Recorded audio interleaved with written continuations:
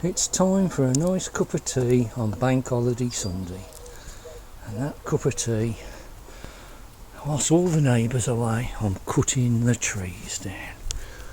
I've got a great big hole over there where all these branches used to sit, and now they're on the ground here. And now I'm attacking the fir trees on the other side.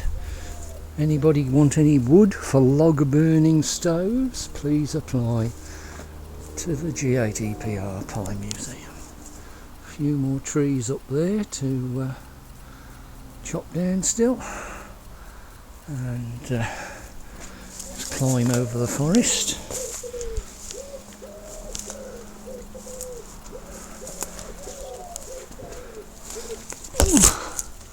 And I'm just taking the gap out here with my patent Aldi £7.50 saw, and I'm feeling a bit sore now.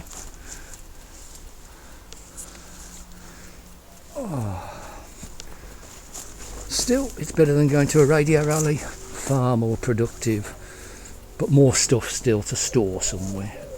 This is JDPR reporting for the woodcutting division of the Pine Radio Telephone Museum of Great Britain.